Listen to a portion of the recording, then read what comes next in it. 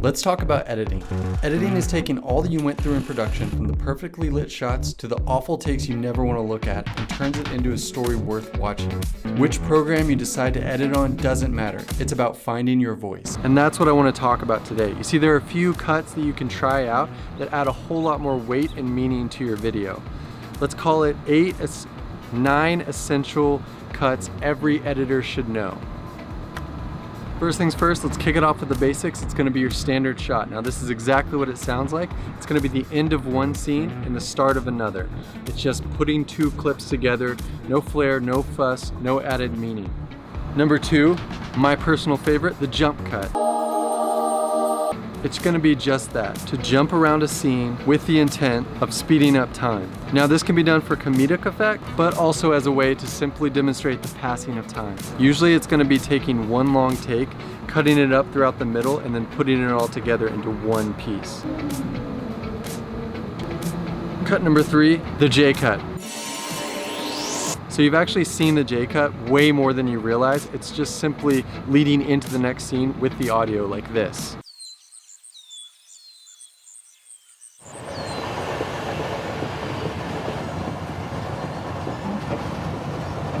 See what I mean? So this cut is as simple as it sounds. You just drag the audio clip from the next clip over on top of your current clip. It's a good way to kind of segue into the next scene, change locations, and let the audience know what's about to happen. So this brings us to the Lcut.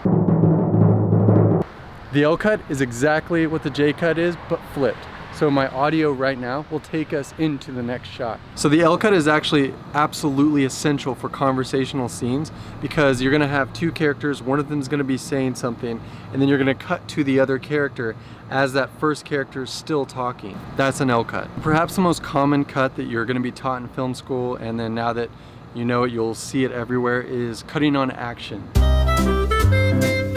So it's basically exactly as it sounds. You're gonna cut when one character moves a certain way. It doesn't have to be a punch or a kick, but it can even just be a head turning, someone moving, looking a certain way, getting up or walking. So this just allows the audience's eyes to stay on the action as it plays out throughout the scene. Cross-cutting. Also known as parallel editing. This is just a way to build suspense, having two narratives play out at the same time.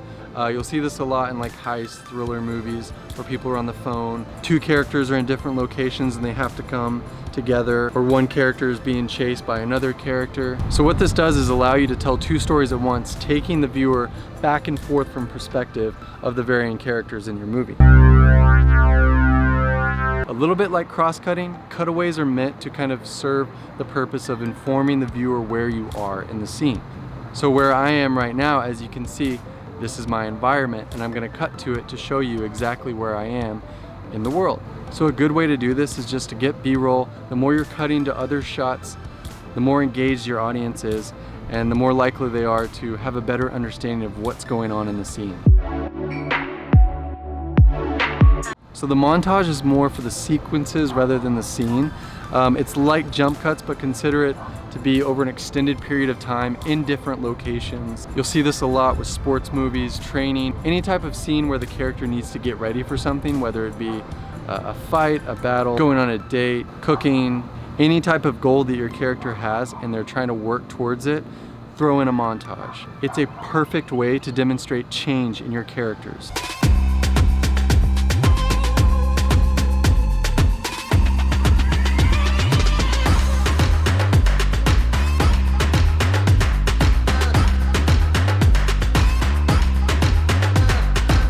Last but not least, match cuts. So one of the most iconic and impressive cuts in filmmaking is the match cut. And what it is matching a character's actions into the next scene. So it kind of follows into the next frame, creating a fluid motion. It's the melding of two environments to create a seamless cut that takes the audience from here to there before they even realize what happened. My personal favorite, Lawrence of Arabia, whenever he strikes the match and then